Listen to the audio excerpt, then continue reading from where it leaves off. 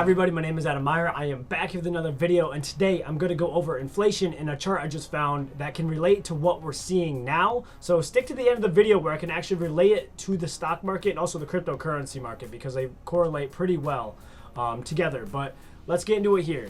So we're going to start off here with the news. Amazon, they are laying off more people into the next year, just basically because the economy is slowing down. They see it in the foreseeable future. So is Carvana, so is Target, so is like almost all these other big companies that are like announcing their earnings and also what they have to do to actually keep their earnings higher. So they need to cut off the labor forces. So that's kind of expected. I mentioned that a few months ago when they started raising interest rates as a whole.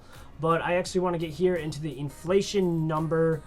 Actually the report from history. So I have this chart here. This shows the history of inflation, and we're actually seeing it here now. We have to keep this in mind of where we are in the actual cycle itself. So I'm going to bring this to the stock market and also the cryptocurrency market. So we have to keep that in mind, and I can explain a little bit why I think these cycles can play out the way they're going to play out or can play out. But here we go. So notice way back here around like 1968, we have inflation hitting a high here. But notice before that it made a high here. So in this time frame, if we were right here in time and this is all we saw high inflation, then we were going sideways, very low inflation. It started to go high. It's like, oh crap, okay, inflation's high. It starts to pull back.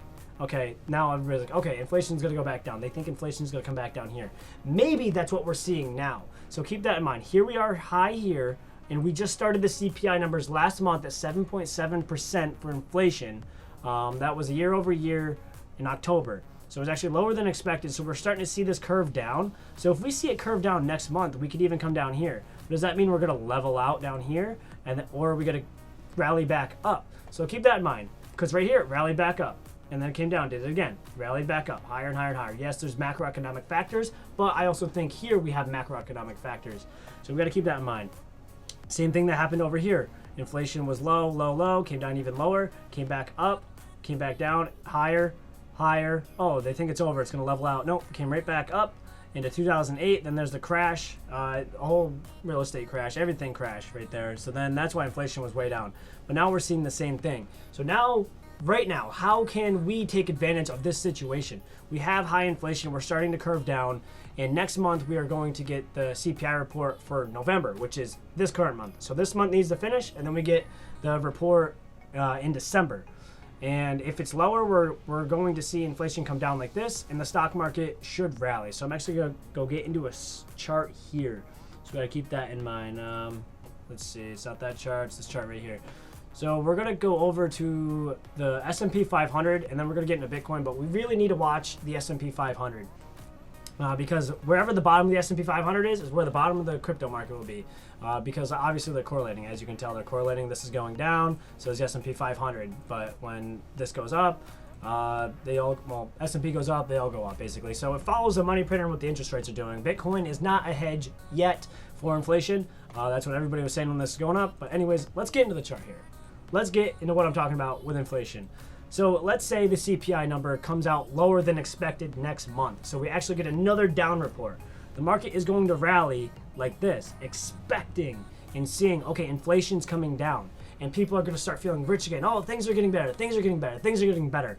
But that leads to more spending. So what does more spending do? So the market will rally if that happens. If it's bad, it's going to fall back down below. So when things do get better in the market and we start to see inflation come down, that's going to lead people to spend more. So spending more will then lead to more inflation. So we will see that chart I just showed you do something like this. It'll come down, and then they'll see people, oh, inflation's getting better, and then it's going to lead people, okay, we're feeling rich again. Inflation will go right back up, and then what do they got to do? They got to say, okay, you guys are not doing what's you're supposed to do. Inflation's getting too high again. We have to kill off inflation. So boom, the market will be up here if that happens, and we'll see something happen like this, or it'll even be higher, and then we'll just have a massive crash because they're gonna be like, okay, we actually need to get rid of inflation this time. So the best strategy that actually works out over the long term is increasing your quantity. This isn't financial advice, so what do I mean by that? That's maybe dollar cost averaging into the S&P 500 and also stocks that you really love and think are going to be here in the long term, even through a recession. So that's why I like seeing companies lay off people like Amazon, Meta, Google, like all these big companies. We need to see them cut their costs because that means they are actually preparing for the bad times in the future.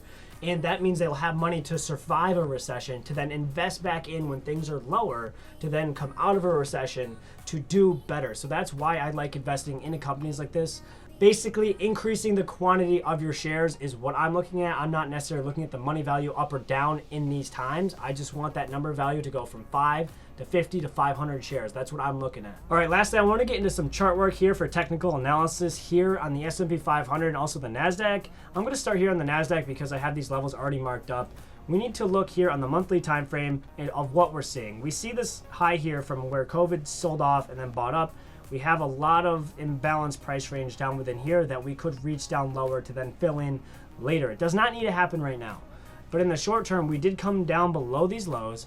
So what does that mean? We took all the lows, all the stop losses that are down below here, and now where is the next set of money sitting? It's sitting above this high, it's sitting above here, and it's sitting at these equal highs. If the fundamental factors show up as I just mentioned in the previous part of the video, then we should be looking for buys within these areas, within these down candles to reach up in here.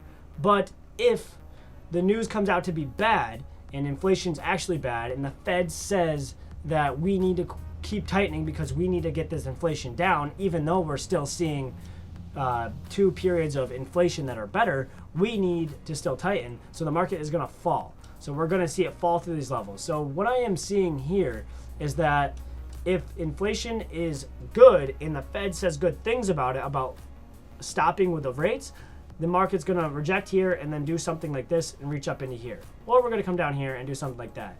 But if the news does come out and it falls and it's very, very bearish and the Fed says some bad things, we're looking for a retest and probably going to continue down lower into these lower ranges where COVID started. So these are what I'm watching myself personally, but these are where a lot of stop losses and buy stops are sitting, and these are where the banks are going to target. And then we got to see where the economic factors go. These are on trading ranges, not necessarily the investing side of things. Investing, like I just said, increasing the quantity is what I'm doing. But trading, you can really time it based on these levels. So these levels are crucial levels. This order block right here in the weekly, I'm looking within here. An order block is this down candle before that move up. So I'm looking for a support to be made here, and then a rejection, and then a bullish retest, and then continuation higher if we get some positive news. And same with the S&P 500. We have a bullish order block sitting right here, and we are looking for a possible rejection to possibly reach up into here and up into here. We can even go to a 2-week time frame. So I'll type in 2W, and we can look up within this higher time frame range, and we have above this high, so there's liquidity above this high that the banks can target, and then we have this fair value gap that's still sitting up here that has not been met yet. So I can mark up this gap here. We also have it on NASDAQ as well. It's sitting up within here. So if we get bullish catalysts with the news, we could reach up into that area, and that's going to be the area I'm looking to take profit and target. So there's a lot of different things you can do with the technical analysis, but that's what I'm looking at. We can even add a Fibonacci retracement. So you got to think about this. Are we trying to get something at a good deal, or are we trying to get something at like 100%? So for example, I'm going to measure from the top all the way down to the bottom of this low down here. So this creates this entire price range.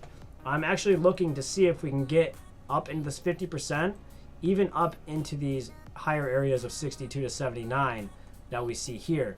So if we were to continue to want bearish movement in the market, we want to look for a deeper retracement and take a short position to reach down lower down within there.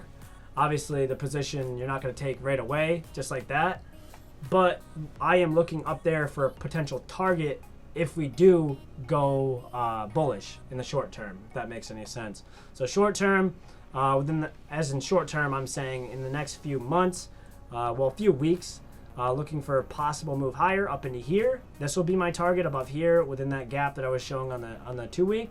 Or I'm going to be looking for a sell-off and then some type of retest, just some bearish looking price action to then short price down within these lower ranges down here. Same with the S&P 500. Same thing. Look for bearish retracement, maybe break the structure here, retrace into here, and then work our way back down lower into these ranges down within here. We can even measure a Fibonacci retracement on the higher time frame if we really want to do that. So I'm going to go over to the monthly time frame on the S&P. I know I'm going through the charts a little fast, but if you can slow it down if you want. But basically, I'm going to slow down here. This is the higher time frame view of the S&P. We're going to measure from the low of this range to the high, and then we're going to see where we're sitting. If we are dollar cost averaging, which I personally am, we did hit a 50% discount. So if you were buying up here, you would have lost, you'd be buying at a 50% discount from where you would be buying up here. That's actually down, in percentage-wise of the entire S&P, that's actually down 27%. But on this range that we're measuring here, you'd be down 50%. So I'm buying all the way. We can still come up here because, like, I don't know what's going to happen. Nobody knows.